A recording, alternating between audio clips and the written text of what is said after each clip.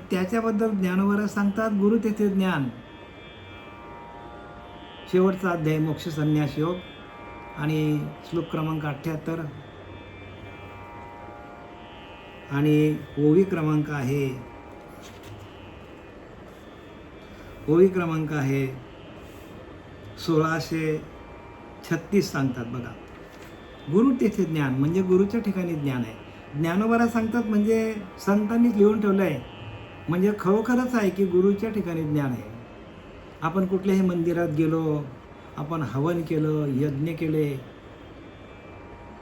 व्रत केले, वैकल्य केले, पूजा केल्या, रोजच्या रोज आपल्या घरातल्या देवांना जरी आपण पूजलं, अगदी सगळे 33 कोटी देव घरात आणले, अगदी आयुष्यभर मरेपर्यंत वाऱ्या जरी केल्या, त्या नदीमध्ये डुबकी लावून जरी बसलो आपण आयुष्यभर, तरी ज्ञान होणार नाही. कारण ज्ञानोबारांचे वाक्य आहे. ज्ञानोबारांनी आपल्याला सावध केलेलं आहे. ज्ञानोबा स्पष्टपणे सांगतात, गुरुच्या ठिकाणी ज्ञान आहे. गुरु तेथे ज्ञान. ज्ञान कुठे आहे? गुरुच्या ठिकाणी आहे हो. आणि म्हणून मी नेहमीच म्हणत असतो की नाही, रामाशी राम ठाऊक असता तर का शरण जाता वशिष्ठ. म्हणजे प्रत्यक्ष भगवंत आले अवताराला, पण त्यांनाही देखील गुरु करावा लागला. ज्यांना आपण देव समजतो, भगवान कृष्ण परमात्माला, त्यांना आपण देव समजतो, पण तेही शरण गेले गुरूंना. आणि बरेचसे असे लोक आहेत की अजून ते गुरु करत नाही, गुरूंना शरण जात नाही. नुसतं गुरु करून फायदा नाही हो, शरण जायला पाहिजे. शरण म्हणजे काय की सर्व भावे जो होय माझा अनन्य शरण, त्याचे निवारी मी जन्म मरण. ज्ञानोबाने अजून सांगितले, जो होय माझा अनन्य शरण. 9व्या अध्यायामध्ये सांगतो ज्ञानोबा, अनन्य भावाने शरण यायला पाहिजे. शरण आपण असंच जातो. शरण कसा जातो? आपण पूजा करायला जातो, नारळ काय तोडतो, हार काय घालतो, फुलं काय वाहतो. इथं काय सांगितलंय? अनन्य. जो होय माझा अनन्य. अनन्य भावाने म्हणजे काय? अनन्य भाव कोणाकडे मिळेल तुम्हाला? गुरुच्या ठिकाणी. आणि जो सांगतो देव आणि तुम्ही वेगळे आहात, तो गुरुच नाही हो, मग तो समाज प्रबोधनकार आहे. देव वेगळा आणि मी वेगळा असा जो सांगणारा जो आहे, जा शिर्डीच्या साईबाबाची पूजा कर, पंढरीच्या पांडुरंगाकडे जा, बजरंगबलीच्या मंदिरात जा, भिंतीवर अधिष्ठान लावून देणार, अधिष्ठान त्याची पूजा करा. अनन्य हो. अनन्य म्हणजे मी आणि परमात्मा वेगळा नाही आहे असा भाव तयार व्हावा लागेल, तरच ज्ञान कळेल. ज्ञान करण्यासाठी गुरूंकडेच जावं लागेल, पण गुरु ओळखता यायला पाहिजे. जर गुरुची आपण ओळख जर चुकीची केली, आणि मोठे मोठे पंथ आहेत जगामध्ये, पण ते खऱ्या ज्ञानापासून वंचित आहेत. सांगताच येत नाही हो. ज्ञानाची व्याख्या ज्ञानोबारांनी काय केलेली ती बघा ना जरा तुम्ही. संत रामदासांनी व्याख्या बघा हो. एखाद्या आपल्याला गोष्ट समजून घ्यायची किंवा ती प्राप्त करून घ्यायची आहे, ती ज्ञानाने प्राप्त करून घ्यायची, तर ज्ञानाला व्याख्या आहेत. प्रत्येक गोष्टीला व्याख्या. गणित सोडवता झाला तर त्याला काय सूत्र आहेत, त्याला पण फॉर्म्युला आहे त्याला पण. तसा आपल्या जीवनाचं गणित आपल्याला सोडून घ्यायचं असेल, तर तो सोडून घेण्यासाठी आपल्याला श्री गुरूंना शरण जावं लागेल. आणि गुरुला शरण गेल्यानंतर आपला कोडा कसा सुटेल? तर गुरुला तेच प्रश्न विचारायचे की मी कोण आणि देव कोण. दोनच प्रश्न आहेत, मी कोण आणि देव कोण. ह्या प्रश्नाचं उत्तर कोणीच देत नाही. आणि त्या प्रश्नाचं उत्तर सुटल्यानंतर आपल्याला जन्ममरणाचा फेरा सहज चुकवता येतो. जन्ममरणाचा फेरा चुकवण्यासाठी भक्ती आहे. भक्ती कशासाठी आहे? म्हणून याच जन्मी करा ओळखी आत्मारामाची लिहिले की नाही. ह्याच जन्मामध्ये आत्मारामाची ओळखी करून घ्या. कारण ह्या जन्मामध्ये तो अंतरात्मा आपल्याजवळ आहे आणि मनुष्य देहाला येऊन आपल्याला तो मिळालेला आहे. इतर योनीच्या ठाई नाहीच, काहीच नाही. म्हणून गुरुच्या ठिकाणी ज्ञान आहे. ज्ञान कुठे आहे? गुरुच्या ठिकाणी ज्ञान आहे. आणि त्या गुरुला आपण सर्व अनन्य भावाने शरण जायला पाहिजे. जो होई माझा अनन्य शरण त्याचे निवारी मी, जन्म मरण या लागी शरणागता, शरण्य मीच एक आहे. जगामध्ये एकच परमात्मा भरलेला आहे.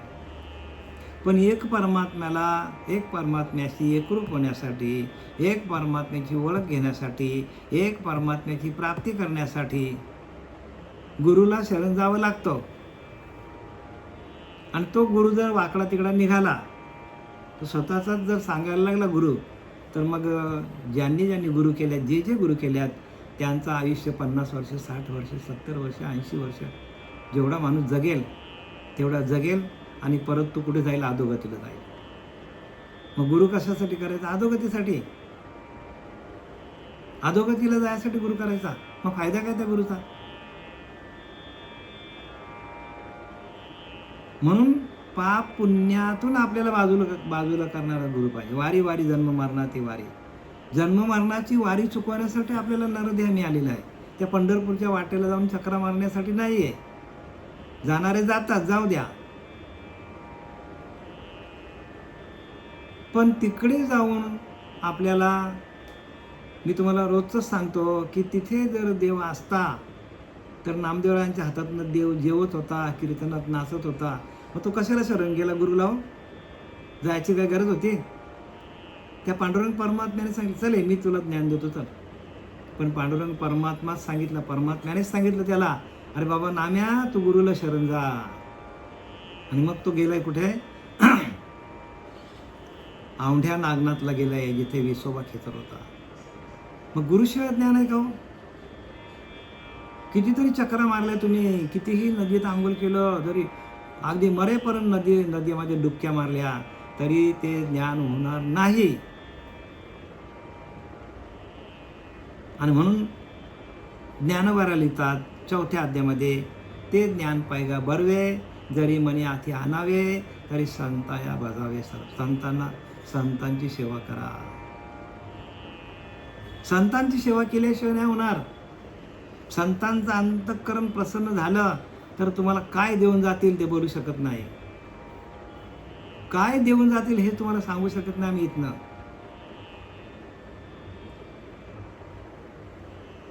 आणि म्हणून काय लिहिलंय? आधी पूजावा सद्गुरुनाथ. तुकाराम महाराज सांगतात, आधी पूजावा सद्गुरुनाथ.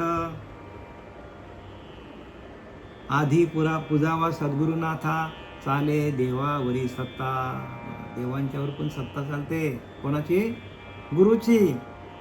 सद्गुरु जो संसारी, त्याची आज्ञा मी वाहेश्री, तो जयावरी कृपा करी, तयाशी उद्धरी तात्काळ. नाथ भागवत सांगतो आपल्याला, सद्गुरु जो संसारी, आपल्यासारखा, दिसायला आपल्यासारखा, पण असायला प्रत्यक्ष पांडुरंग परमात्मा. दिसायला आपल्यासारखा सद्गुरु, पण असायला प्रत्यक्ष देवच.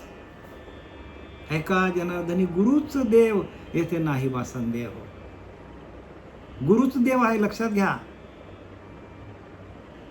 याच्यामध्ये यत किंचितही संशय धरू नका. गुरुच देव. देवाला नाही भेटायला गेलं तरी चालेल, पण गुरुला भेटायला पाहिजे. आणि म्हणून तो आजचा दिवस आहे. आजचा दिवस तोच आहे की गुरुच्या ठिकाणी ज्ञान आहे. ज्ञान कुठे आहे? गुरुच्या ठिकाणी ज्ञान आहे. आणि म्हणून गुरुला शरण जायचा असतो. आता सद्गुरु वर्णवेना, जेथे माया स्पर्शो शकेना, ते स्वरूप मजा ज्ञाना काय कळे. बघा काय सांगतात, आता सद्गुरु वर्णवेना, तर सद्गुरूचं वर्णन करताच येणार नाही हो. जेथे माया स्पर्शो शकेना, जेथे मायेचा स्पर्श पण होत नाही, ते स्वरूप मजा ज्ञाना काय कळे.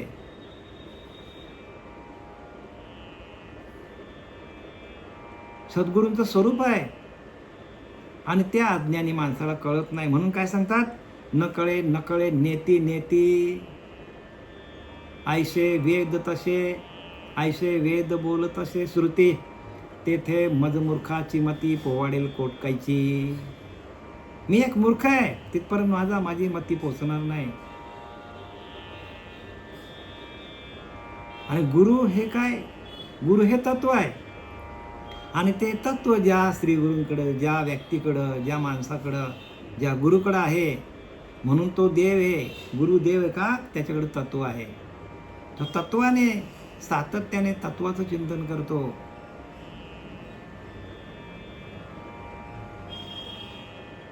आपल्या रोमारोमामध्ये जे सद्गुरु तत्व भरलेलं आहे, त्या तत्वाकडं सातत्याने, त्या तत्वाला साक्षी ठेवून श्रीगुरु कार्य करत असतात.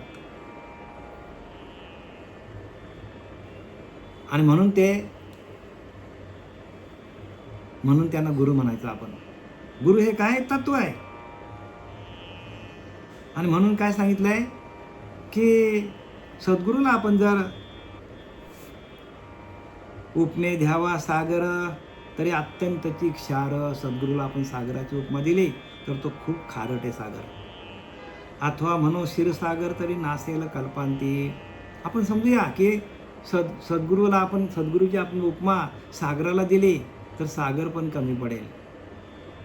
क्षीरसागर म्हणावा तरी तो कालांतरी नासेल. पुढे काय सांगतात की उपमे द्यावा जरी मेरू म्हणजे मेरू पर्वत, तरी तो अत्यंतची पाषाण कठोर. बघा तो जड आहे. तैसा नव्हे सद्गुरू कोमल दिनाचा. बघा सद्गुरू कसा आहे? सद्गुरूचा अंतःकरण कोमल असतो. म्हणून त्याला आपण काय म्हणू शकत नाही? कठोर पाषाण म्हणू शकत नाही आपण. त्याला मेरू पण म्हणू शकत नाही आपण. आता लिहिले उपमे द्यावा गगन. बघा तरी गगना परिस्थिती निर्गुण. गगनापेक्षा निर्गुण आहे. गगन सगुणामध्ये मोडतो, कारण गगनाला काय? शून्य आहे. जोपर्यंत शून्य आहे, ध्यान करता करता शून्याच्याही पलीकडे भगवंत. शून्य पण नाही. शून्य म्हणजे पण आपण देहबुद्धीवर आहोत. बघा किती उपासना करावं लागेल, किती ध्यान करावं लागेल, विचार करा. आपण अजून मायेवरतीच आहोत. मायेच्या पलीकडे जावं लागेल, मनाच्या पलीकडे जावं लागेल. आणि म्हणून आपल्याला गुरुची उपमा कशाला देता येत नाही. गुरुला आपण जर सूर्याची उपमा दिली तर सूर्याचा प्रकाश अर्धा दिवस असतो, अर्धा दिवस नसतो. बघा अर्धा दिवस सूर्य आपला प्रकाश देतो आणि अर्धा दिवस सूर्य नसतो. मग त्याच्यामुळं त्याला आपल्याला सूर्याची उपमा पण देता येत नाही.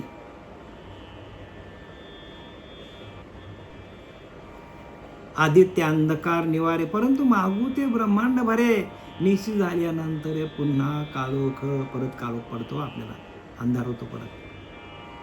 तैसं नव्हे स्वामी राव, करी जन्म मृत्यू वाव, समोर अज्ञानाचा ठाव पुसून टाकी.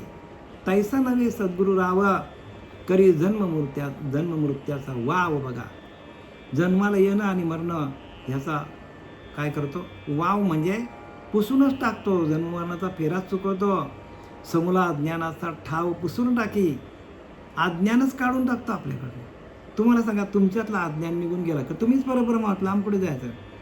आपल्यामध्ये जो अज्ञानपणा आहे, अहंकारपणा आहे, आपल्याकडे विषय आहेत, आपल्याकडे गुण आहेत, हे आपल्यातले सगळे एका वेळेला निघून गेले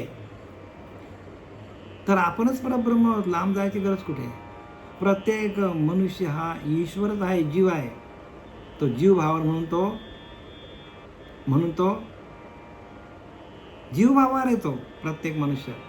आणि जीव भाव आपला लिहून गेला आणि आपण शिवाशी एकरूप झालो, म्हणजे त्या परमतत्वाशी एकरूप झालो, तर आपल्याला तिथल्या तिथेच काय आहे? तिथल्या तिथेच आपल्याला मुक्ती आहे. आणि ते जिवंतपणेमध्ये असतानाच हे व्हायला पाहिजे बरं का. जिवंतपणेमध्ये असतानाच हे आपल्याला मोक्षाच्या वाट्या मिळतात. मेल्यापाठी मोक्ष म्हणते ते केवळ मूर्खातले मूर्ख.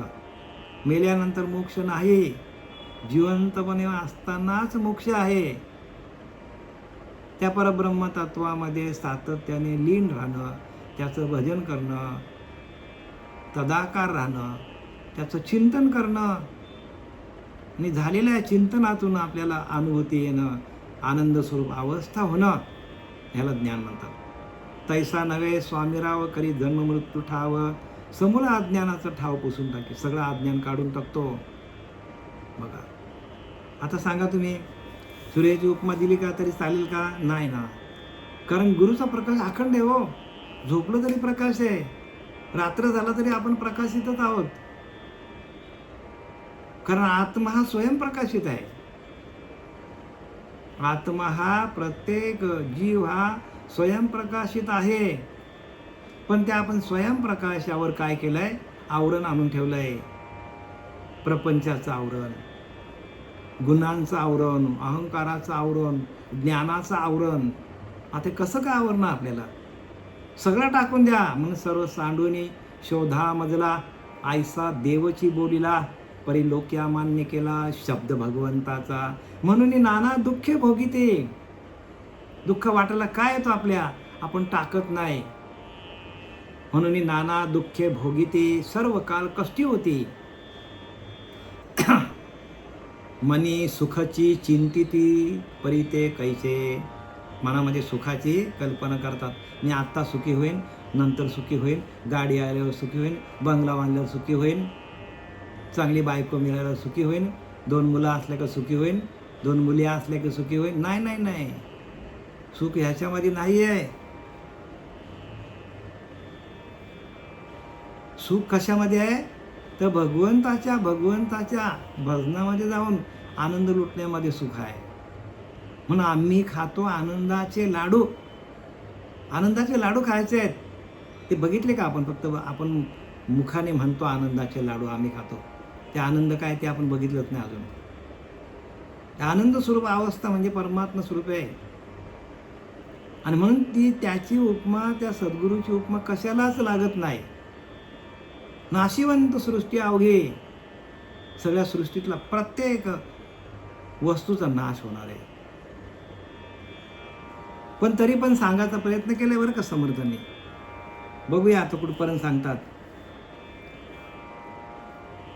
सद्गुरू म्हणे लक्ष्मीवंत, तरी ते लक्ष्मी नाशिवंत. बघा, सद्गुरूला आपण लक्ष्मीवंत समजलं तरी पण ती आज न उद्या तिचा नाश होणार आहे. ज्याचे दारी असे तिष्ठत मोक्ष लक्ष्मी. कोणाच्या दारी? सद्गुरूंच्या दारामध्ये मोक्ष लक्ष्मी आहे. म्हणून आपल्याला सद्गुरूंचे पाय काय धरायचे? तर आपल्याला काय करायचं? मोक्ष मिळवायचा आपल्याला. सावध साक्षेपी आणि परमदक्ष, त्याशी तात्काळची मोक्ष. ताबडतोब मोक्ष आहे.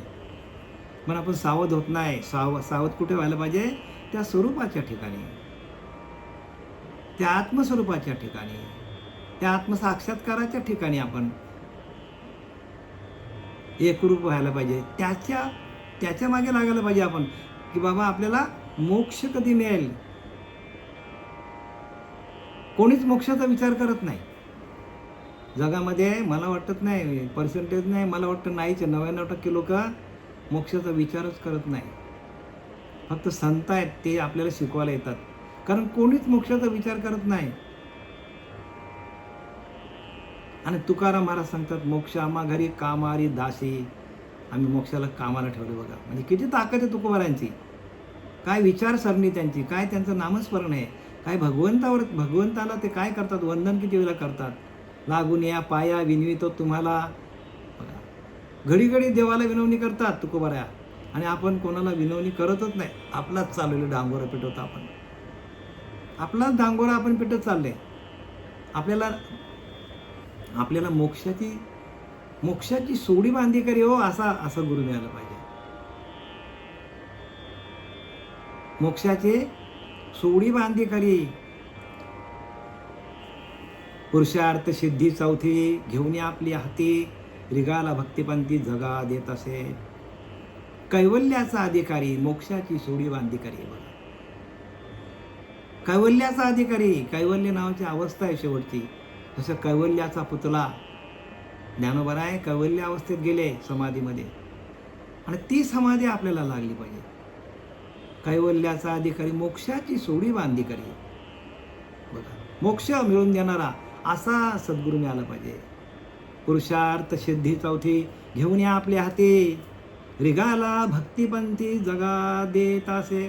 जगाला वाटून टाकायला सुरुवात केली. श्रीपाद बाबा आले, रामदास बाबा आले, नारायण बाबा आले, रोहिदास बाबा आले, पांडुरंग दिवेकर बाबा आले आपल्यासाठी. आणि त्यांनी काय केलं? मोक्ष आपल्या हातात मिळवून दिला आपल्याला. पण आपल्याला त्याची बरं का, आपण त्याच्याकडं, आपल्या त्या मोक्षाकडे लक्षच नाही आपला.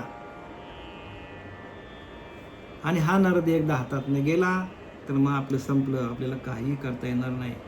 बरं का, जे आपल्याला संधी मिळालेली आहे. आणि म्हणून काय सांगतात तिथे की उपमे ध्यावा गगन परी गगना परी निर्गुण. बघा,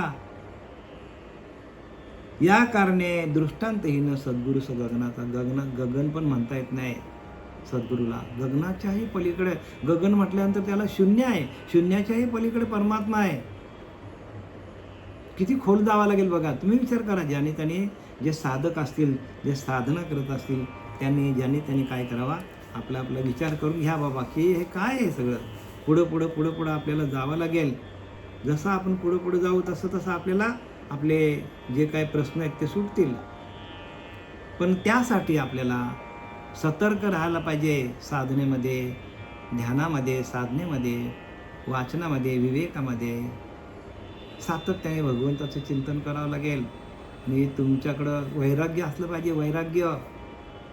वैराग्यातून आपल्याला विवेक निर्माण होतो आणि विवेकातून सुटका आहे. नंतर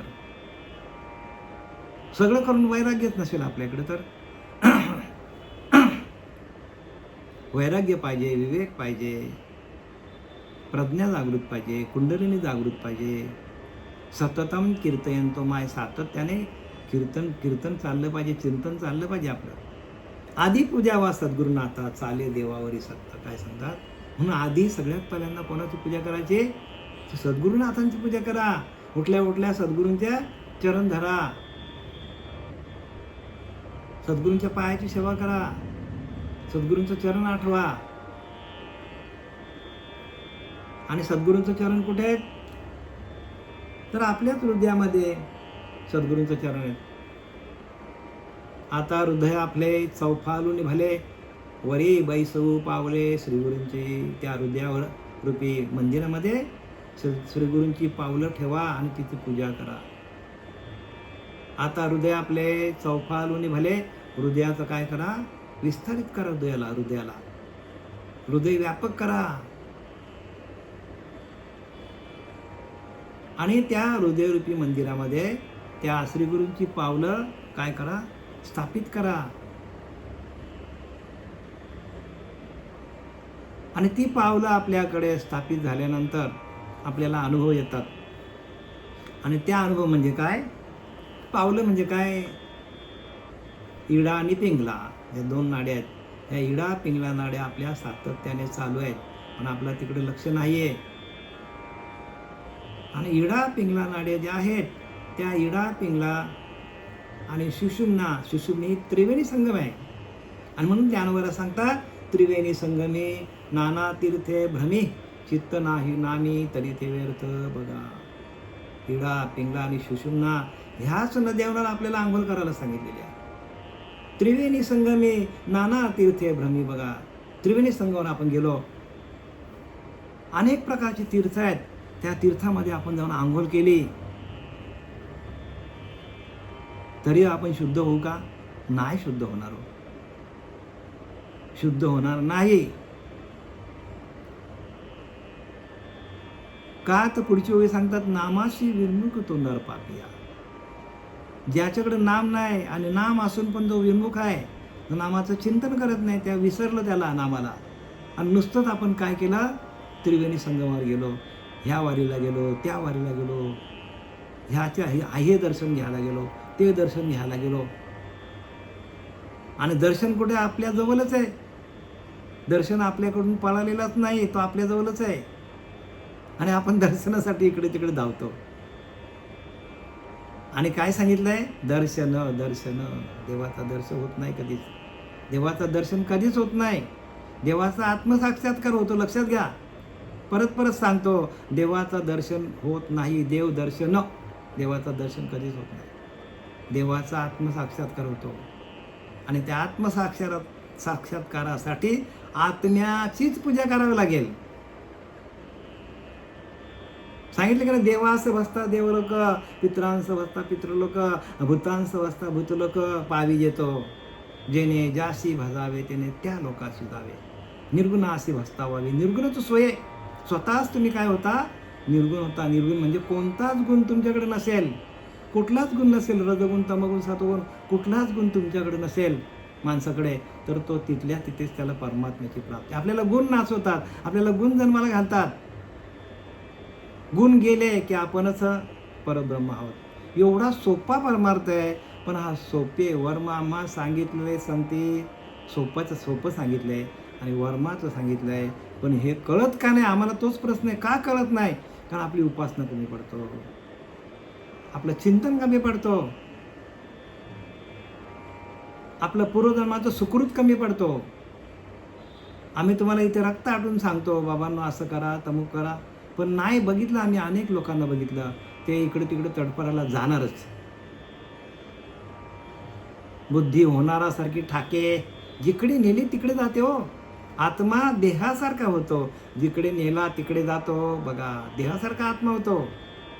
म्हणून आत्म्याला देहबुद्धी ते आत्मबुद्धी करावी आणि सदा संगती सज्जनांची धरावी. संतांची संगत धरा, संताविना प्राप्ती नाही असे वेद देत असे ग्वाही.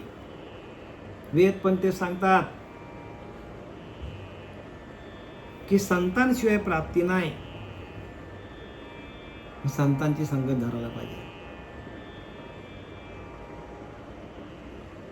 आणि काय सांगतात तिथे, तुका गरजू तू पवाडे पाहता गुरुभक्त थोडे. बघा, तुका गरजून सांगतो, ओरडून सांगतो की गुरुभक्त अगदी थोडे आहेत, अगदी हाताच्या बोटावर मोजणारे एवढेच गुरुभक्त आहेत आणि अब्जावधी लोकसंख्या जगामध्ये आहे आणि गुरुभक्त हाताच्या बोटावर मोजणारे. हे का असं होतं? तुकोबाराला प्रश्न पडला. सकळ देवांचे दैवत सद्गुरुनाथ एकला, राम केला ब्रह्मज्ञानी वशिष्ठ मुनी तारक. बघा काय सांगतात, सकळ देवांचे दैवत, सगळ्या देवांचा देव कोण? सद्गुरुनाथ एकला, एकटाच येतो सद्गुरू. आणि काय सांगतात, राम केला ब्रह्मज्ञानी वशिष्ठ मुनी तारक. रामाला ब्रह्मज्ञानी केला, वशिष्ठांना पण त्यानेच घडवलं. कोणी? गुरुंनी घडवलं. आणि कृष्ण गुरु संदीपनी ब्रह्म परिपूर्ण दाविले. कृष्ण गुरु संदीपनी, कृष्णाचा गुरु संदीपन ऋषी होता आणि त्याने ब्रह्म परिपूर्ण दाविले. कृष्ण भगवंताला देव असून त्याला ब्रह्म परिपूर्ण दाखवले. बघा, विचार करा. म्हणून जया सवाठे सद्गुरू हून देव मोठा, जया सवाटे सद्गुरू हून देव मोठा, त्याच्या कपाळी करंटा, करंटा पडून उताना करी नाना कल्पना. करंटा येतो सांगतात. देवापेक्षा सद्गुरूपेक्षा देव मोठा नाहीच आहे. सद्गुरूच मोठे आहेत. म्हणून आधी पूजावा सद्गुरुनाथा आणि चाले देवावरी सत्ता. देवावरती सत्ता करतात बघा. म्हणून सद्गुरू जो संसारी त्याची आज्ञा विवाहे श्री. नाथ भागवत सांगतो आपल्याला, सद्गुरू जो संसारी त्याची आज्ञा विवाहे श्री, तो जयावरी कृपा करी त्याशी उद्धरी तात्काळ. बघा, सगळं कोणाकडे, कोणाच्या हातात दिलंय? तुका म्हणे किल्ली, अहो सद्गुरूंच्या हातात दिली, संतांच्या हातात दिलेली आहे. स्पष्टपणे सगळे शास्त्र मी तुम्हाला विस्तृतपणे सांगतो, पण ते आपल्या टालक्यात घुसलं पाहिजे. नाहीतर केलेले क्रम माझे पण फुकट जातील आणि तुमचं आयुष्य निघून जाईल बरं का. आणि एवढं करून जर त्याच्या पालत्या घड्यावर जर पाणी असेल तर काय फायदा नाही. घडा आपण असा ठेवला पाहिजे की त्याच्यामध्ये पाणी सगळा साठला पाहिजे. आपण उपडा ठेवलाय, घडा भरेल का आयुष्यामध्ये? भरेल आपला घडा? नाही भरणार ना हो. म्हणून श्रवण भक्ती व्यवस्थित करा. म्हणून समर्थ रामदासांनी टांट मारलाय जया नाही श्रवण स्वार्थ, ते ते कैचा व परमार्थ, मागे केले ती तुके वर्त श्रवण विना. जेवढा आत्तापर्यंत केला आणि श्रवण भक्ती केली नाही, फुकट गेला सांगितलंय. अहो श्रवण भक्तीसाठी आत्मानुभव लिहिला, आत्माराम लिहिला, श्रवण भक्ती करा.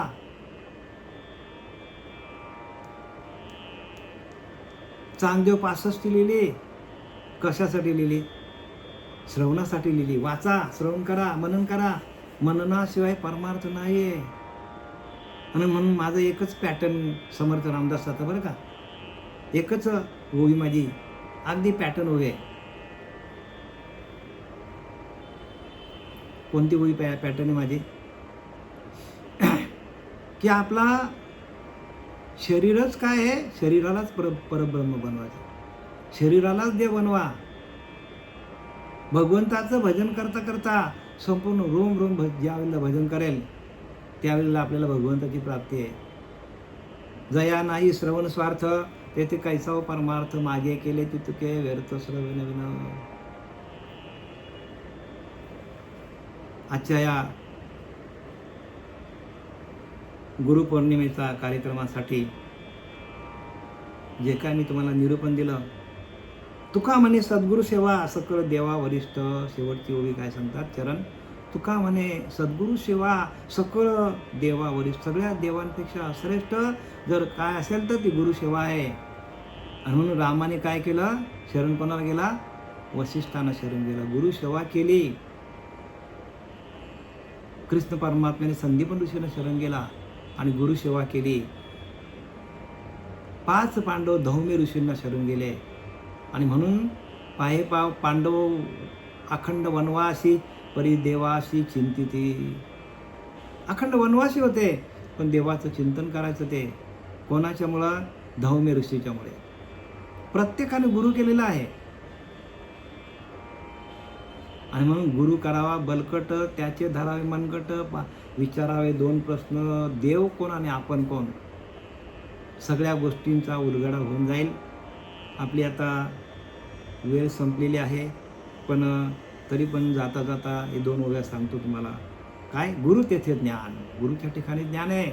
आणि ज्ञान हे आत्मदर्शनाने गुरुने दिलेल्या ज्ञानातून आपल्याच आत्म्याचं दर्शन होतं बरं का. आणि दर्शन हे समाधान बघा. आणि ते एकदा दर्शन झालं की माणसाला समाधान होतो.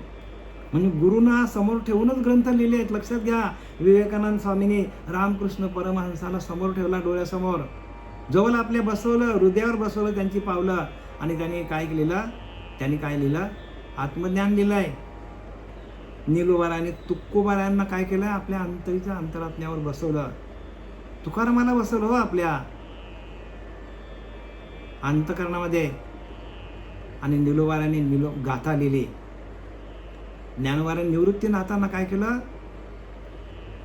निवृत्तीनाथांच्या पाया पडला आणि निवृत्तीनाथांचं पाय कुठे? आपल्या हृदयामध्ये बसवलं. आणि त्यांनी ज्ञानेश्वरी लिहिली. सगळे ग्रंथ त्याने लिहिले बरं का. त्याच्यानंतर चांगदेव 65 लिहिली, आत्मानुभव लिहिला, हरिपाठ. सगळ्यात श्रेष्ठ ग्रंथ हरिपाठ आहे. पण तो ज्या वेळेला तुम्हाला प्रगट होईल नाम, त्यावेळेला त्याचा अर्थ कळेल. अन्यथा असा वरून कळणार नाही. नाथबाबांनी स्वामी जनार्दन स्वामींना काय केलं? आपल्या हृदयामध्ये बसवलं. आणि काय केलं? चोखोबारायांनी आणि जनाबाईंनी नामदेवरायांना आपल्या हृदयामध्ये बसवलं, त्यांची पावलं. आणि मग त्यांनी सगळे ग्रंथ लिहिलेले आहेत. तसं आपल्याला प्रत्येकाला काय करावं लागेल? आपल्या श्रीगुरूंचं स्थान आपल्या हृदयामध्ये आपल्याला द्यावं लागेल. आणि त्या हृदयस्थ असलेल्या पांडुरंगाचं आपण सतत चिंतन करावं लागेल. आणि ते आपल्याला 3ऱ्या अभ्यासातून, कारण देहातून आपल्याला घडतं. नाद ब्रह्मासारखा श्रेष्ठ बरं का, सगळ्यात श्रेष्ठ ज्ञान असेल तर ते नाद ब्रह्मातून. संपूर्ण सृष्टीची निर्मिती नाद ब्रह्मातून झालेली आहे. आणि आपल्या कारण देहामध्ये जो आपला नाद ब्रह्म आहे, त्या नाद ब्रह्मातून आपल्याला सर्व काही बरं का आपल्या हृदयामध्ये असलेलं जे ज्ञान आहे ते स्फुरण पावतं. आणि हृदयामधून, अंतःकरणातून जे स्फुरण पावलेलं स्वतःचं ओरिजिनल ज्ञान आहे, त्या ओरिजिनल ज्ञानाच्या माध्यमातून आपण सगळे ग्रंथ वाचले पाहिजे. जर आपल्याकडे प्रगट नसेल तर मग आपल्याला भरपूर प्रॉब्लेम होतील पुढे. म्हणून त्या हृदयातल्या परमात्म्याला दिलेली उपासना जी आहे, दिलेला नाम आहे, ते सातत्याने चिंतन करा. कारण देहामध्ये 1,02,360 वेळेला काहीतरी नामस्मरण आपलं सातत्याने होतं, आपल्याला करावं लागत नाही. आणि ती क्रिया आम्हाला आमचे सच्चिदानंद सद्गुरू पांडुरंग देवकर बाबा यांनी आम्हाला दिली आणि त्याच्या आम्हाला अनुभव आले.